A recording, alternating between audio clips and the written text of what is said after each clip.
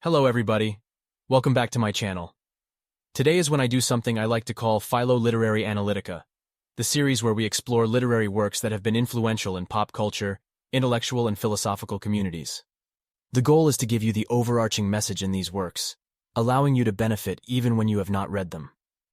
After each video, you will be able to engage in discussions about these texts, or at least understand the references that other readers may make in conversation. Today's text is the Nicomachean Ethics by Aristotle. As usual, if you are inspired and would like to read the book in full, the links will be in the description. The book offers a detailed roadmap for achieving happiness, which, according to Aristotle, is not wealth or gratification, but a good soul that arises from virtue. Through this work, he defines virtues and examines their role in contributing to happiness and the common good. Nicomachean Ethics is celebrated for its enduring resonance and for establishing the foundation of Western philosophy. Aristotle's Nicomachean Ethics delves into the best way to live, suggesting that the attainment of happiness, synonymous with goodness, is determined by one's virtuous actions. Virtues, according to Aristotle, are the products of intentional decisions. No person is virtuous by accident. The work revolves around three themes: the meanings of good and happiness, finding balance in virtue, and the importance of relationships for good. Aristotle posits that happiness is the ultimate aim of all humans, and virtue serves as the pathway to achieving it. Each book in this volume is divided according to topic. In Book 1, Aristotle presents his scientific analysis of happiness and goodness. He asserts that happiness, being the ultimate end, is the result of the best way to live. While humans can achieve other satisfactory ends such as wealth or fame, these do not compare to the pursuit of happiness. Aristotle contends that humans seek happiness for its own sake, but not everyone understands how to attain it. The only path to happiness is through virtue, which he defines in Book 2. Virtue, as described by Aristotle in Book 2, is divided into two categories: virtue of thought and virtue of character. Each virtue is sandwiched between two vices or extremes. For instance, bravery is the mean between cowardice and fearlessness. Virtue is action, stemming from a conscious and intentional choice. To achieve virtue, humans must strive for balance. Pleasure and pain both play a role in virtue. Engaging in good deeds brings pleasure, while engaging in bad deeds brings pain. However, Aristotle warns that maintaining balance is crucial, as too much pleasure or pain can lead to vice. In Books 8 and 9, Aristotle centers his discussion on friendship. He posits that friendships make humans better and bring them closer to the divine quality of goodness. Complete friendships encourage the right action and thought, benefiting each person's soul. He also describes other types of friendships, such as those of utility and those of pleasure. These friendships are short-lived, lasting only as long as they are mutually beneficial. As in all things, Aristotle emphasizes balance. Complete friendships depend upon equality. He also considers the importance of self-love or self-friendship, stating that this relationship with oneself can be just as important as friendships outside the self.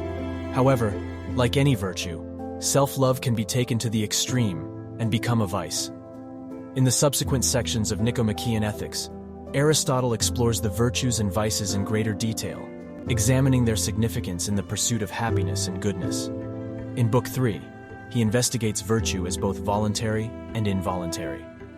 To achieve happiness, virtue must be attained with intention. People could sleep through their entire lives and therefore live virtuously, never having done another wrong. However, happiness comes only to those who must make complex decisions that deny the extremes of vice. Bravery and temperance represent two important virtues of character. The vices of extremes lie just outside the borders of each of these virtues. Finding balance is essential in attaining virtue. In Book 4, Aristotle delves into virtues and non-virtues and their means. He examines several virtues of character, including magnanimity and calmness, reiterating the idea that virtues are about balance.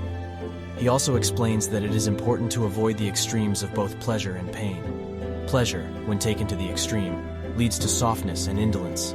Pain, when taken too far, leads to harshness and callousness. He stresses that balance is key to cultivating good habits and character. For example, a moderate amount of pain can lead to courage, while too much will make a person hard-hearted and insensible. Similarly, too much pleasure can lead to licentiousness, while just enough can lead to temperance.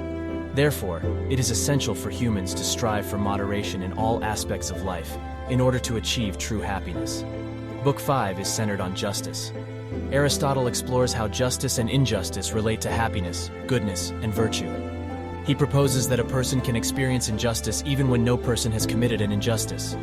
His approach to the topic mirrors his emphasis on equilibrium, as shown in the theme of finding balance in virtue. The philosopher meticulously reveals that each topic presented has multiple sides and considerations. Even in the case of justice, balance is required. In Book 6, Aristotle discusses virtues of thought and the states of the soul. For the philosopher, virtues of thought take precedence over virtues of character. He suggests that virtues of thought are what separate humans from animals and draw them closer to the divine, making them more godlike. Scientific knowledge and understanding are examples of virtue of thought. Book 7 diverges from the discussion of virtue and focuses on vice. Aristotle spends significant time analyzing incontinence, the lack of self-control. He distinguishes incontinence from intemperance, claiming that incontinence does not require intention. It involves the appetite for pleasure, but intemperance involves making choices that seek extreme pleasure, not simply longing for it. In the final book, Aristotle revisits the topic of pleasure. He rejects the notion that pleasure is either good or bad, proposing instead that it is an activity to be utilized with moderation. Pleasure is intrinsically linked to life. Humans seek pleasure because they love to live and seek life because they love pleasure. Aristotle posits that the best way to achieve happiness is through virtues of thought, namely contemplation and understanding. Study is the supreme way in which humans distinguish themselves from the animal world, and it is their most divine quality. In essence, Aristotle's Nicomachean Ethics is a timeless masterpiece that offers a comprehensive exploration of the pursuit of happiness, goodness, and virtue. The work delves into the depths of human nature and the art of living well. It provides a detailed roadmap for achieving happiness, which, according to Aristotle, is the ultimate aim of all humans. This intricate analysis of virtues, vices, and the role of relationships in the pursuit of happiness has left an indelible mark on Western philosophy, making it an essential read for anyone seeking to understand the complexities of human life and the path to true happiness. So, what do you think about Aristotle's guide to finding happiness? Do you believe humans can be truly happy? Have you thought about the pursuit of happiness? If so, how are you pursuing it? Let me know in the comments. Please like, subscribe, and share this video with your friends. Don't forget to hit the notification bell so that you know when we post videos. Until next time, happy reading, and may your intellectual journey continue to enrich your mind and understanding of the world around you. Thanks for watching.